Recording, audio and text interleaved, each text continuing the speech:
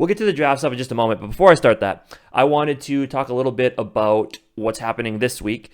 I remember I did a video a while back discussing the new Resident Evil game coming out.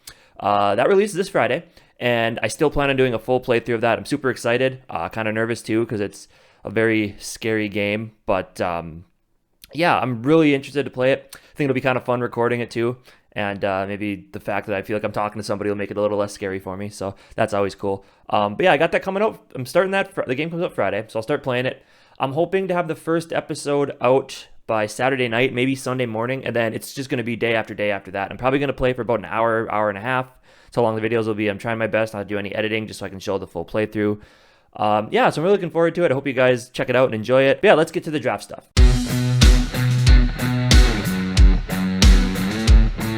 So the 2021 NFL Draft is officially in the books.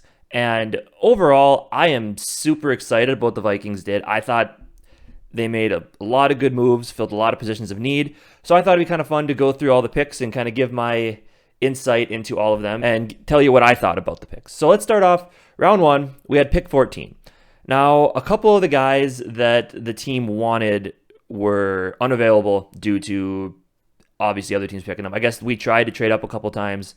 Nothing really happened with it. So I thought we were going to stick and pick at 14. And if you remember my mock draft from a few days ago, I had us picking Christian Darrisaw in the first round. Traded up for him, actually. And we actually were able to trade down. So with that trade, we took pick 23, pick 66, and pick 86, which are those are two third-round picks, which I'll get to later because those are really exciting. And we gave up 14 and our last fourth-round pick, which is fine. So at 23, we were able to get Christian Darrisaw.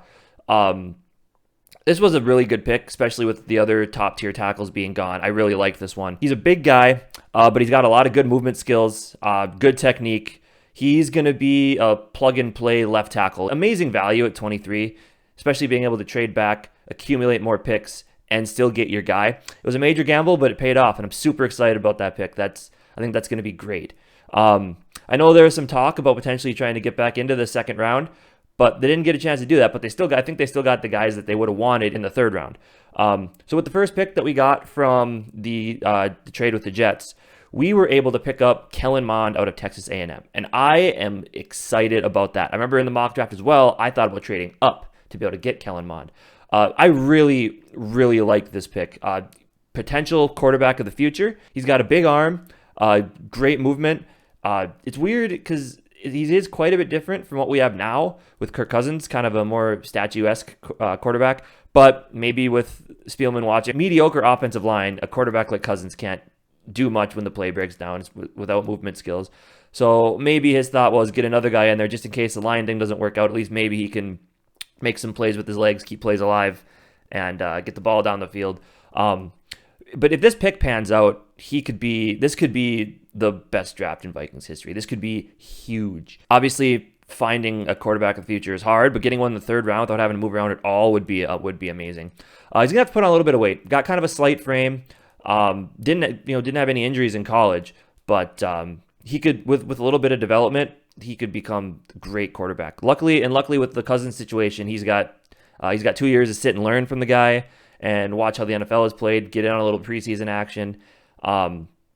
Yeah, this could turn out to be one of the best picks in franchise history, I think. This would be great. Who knows? Maybe he'll go Russell Wilson on it and impress in preseason and training camp and stuff and overtake Cousins. I doubt it with the money we're paying him, but wouldn't be the worst thing ever.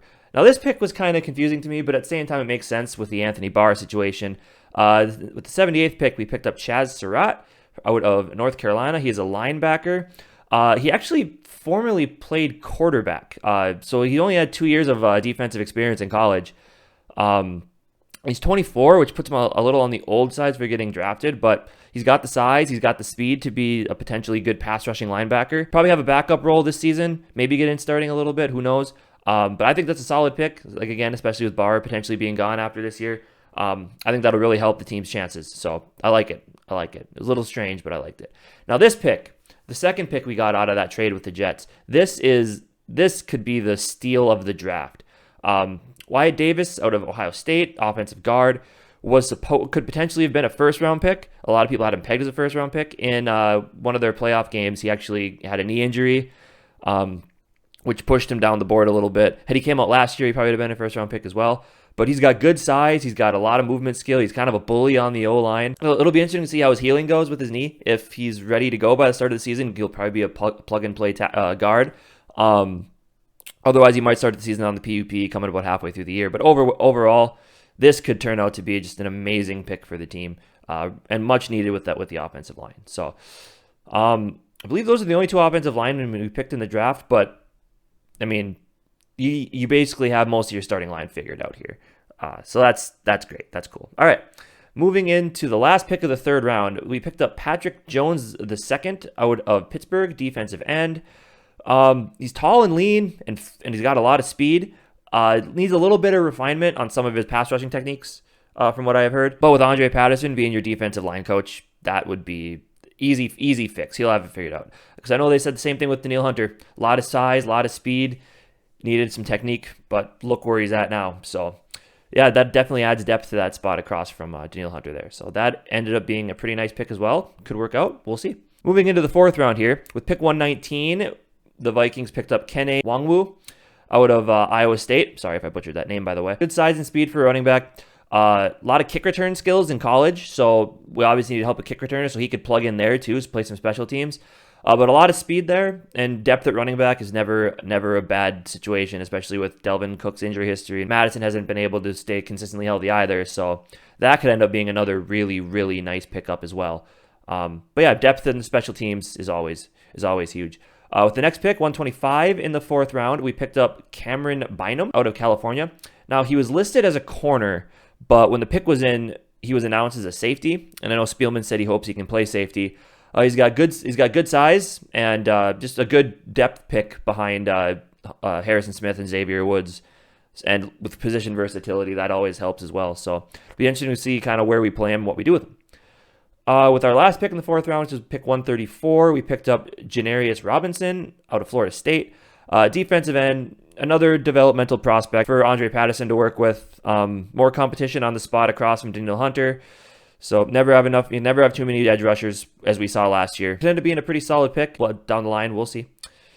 All right, moving into the fifth round, with our first pick in the fifth round, 157 overall, we picked up Emir Smith-Marset.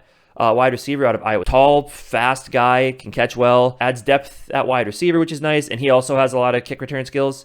Did it quite a bit in college. So good, another solid depth wide receiver pick behind Jefferson and Thielen. Could compete for maybe a fourth or fifth wide receiver spot, which is nice. With our final pick in the fifth round, 168 overall, we picked up Zach Davidson, tight end out of Central Missouri, Division II. Another good size, good speed tight end. He needs some refinement in his blocking skills, from what I understand, but obviously that comes with time. We've seen a lot of tight ends come in who can't block very well, and they learn, figure it out, and end up being solid tight ends. So we'll see what we can do with him, but it's nice to have the size and the speed. I think Spielman said he really liked that about him. All right, moving into the final pick of the draft in the sixth round, number 199 overall, picked up Pittsburgh's defensive tackle, Jalen Twyman. Now, he opted out of 2020, but his 2019 tape was off the charts. 10.5 sacks, a lot of good pass rushing moves, really good technique from what I understand. He's kind of on the smaller side for defensive tackles, so he's going to have to put on a little bit of weight, work on his handwork, footwork. But overall, this could end up being another huge steal of the draft. I know a lot of people were pretty high on him, so getting him in the sixth round is pretty solid value. Overall thoughts, I really like this draft class. Ton of potential for the future for this draft class. I thought last year was good. This year can end up being even better. Filled a lot of positions of need, the holes along the entire team, which is great.